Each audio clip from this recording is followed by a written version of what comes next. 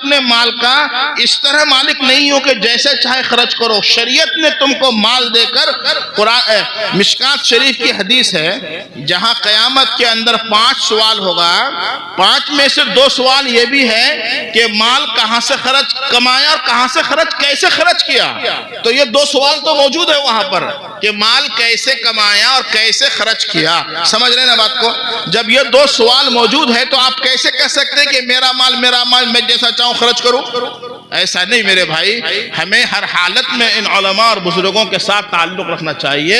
بہرحال میں اس پر بات کر رہا تھا کہ آپ حضرات سے گزارش ہے کہ آپ رمضان آ رہا ہے, اس سے پہلے مفتی صاحب آپ کو تفصیل سے بتلا دیں گے, زکوٰۃ کا نظام سیٹ کیجئے. 2 چیزیں ہوتی ہیں, ایک زکوٰۃ اور ایک صدقہ اور ایک دھان مکئی وغیرہ کا.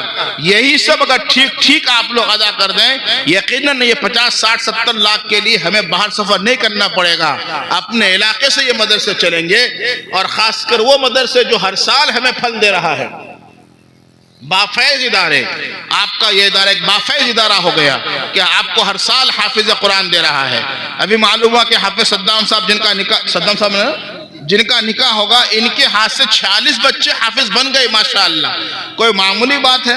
کتنا بڑا انہوں نے نفع کا سامان حاصل کر لیا کہ قیامت کے میدان میں جب ایک حافظ 10 لوگوں کو لے کر جائے گا تو 46 میں سے کوئی نہ کوئی تو اپنے استاد کو یاد کر لے گا. حضرت یاد کریے, انہوں نے تو اپنی آخرت بنا لی انشاءاللہ, اور انہوں نے جیسا بنا لی, آپ سب کے چندے سے یہ بچے بن رہے ہیں, تو آپ سب نے اپنی آخرت بنا لی.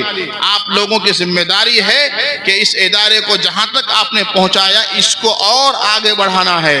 اس کے جو مقاصد ہے, ان مقاصد کی تکمیل میں آپ کو لگنا ہے, اور مفتی صاحب کو اتنا چلا چلی کرنے کے لیے موقع نہیں دینا ہے. آپ کو مطمئن کر دینا ہے کہ حضرت آپ آگے بڑھتے رہیے, ہم اپنا پیسہ خود لا کر پیش کریں گے. یہ ماحول بنائیے یہاں پر آس پاس میں, تو انشاءاللہ یہ جلسے سالانہ بھی ہمارا چلتا رہے گا. داخلہ کے ٹائم میں کم سے کم آدھا خرچہ آپ لوگ دے دیجئے. ایک طالب علم کے پیچھے سال میں 20,000 روپے خرچہ ہوتا ہے ٹھکری باڑی میں.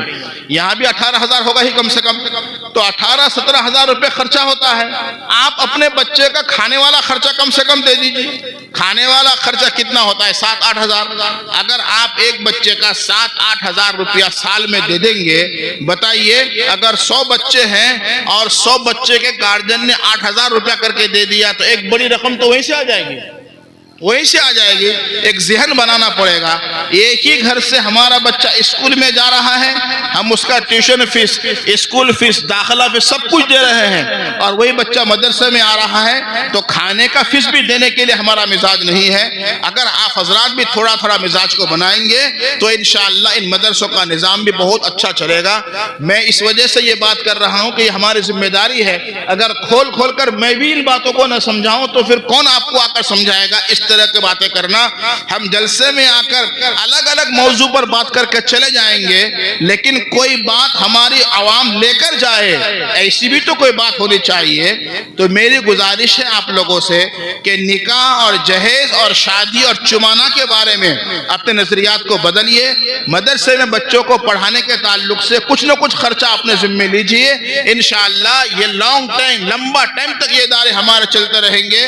اور آج کی تاریخ میں اگر مان لیجئے کہ باہر کے اسٹیٹ میں چندہ دینے کے لیے کوئی رکاوٹ کھڑی ہو جائے, تو آپ کو آگے بڑھ کر کہنا پڑے گا کہ ہونے دیجئے رکاوٹ, ہم اپنے مدرسوں کو ہم خود چلائیں گے.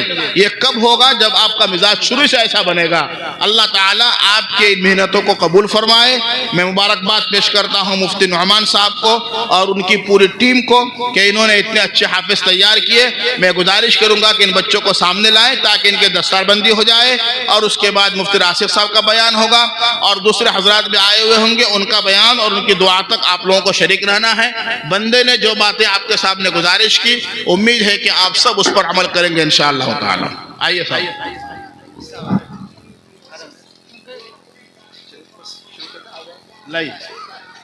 حضرت مفتی نعمان اختر صاحب آپ اسٹیج پر تشریف لائیں. ہے کہ ویڈیوز آپ تک جو پہنچا, آپ نے دیکھا, آپ کو پسند آیا ہوگا. پسند آ جائے دوستوں میں ضرور شیئر کریں, اور پہلی بار ہیں سبسکرائب ضرور کریں. ملتے ہیں پھر دوسرے ویڈیوز میں. السلام علیکم.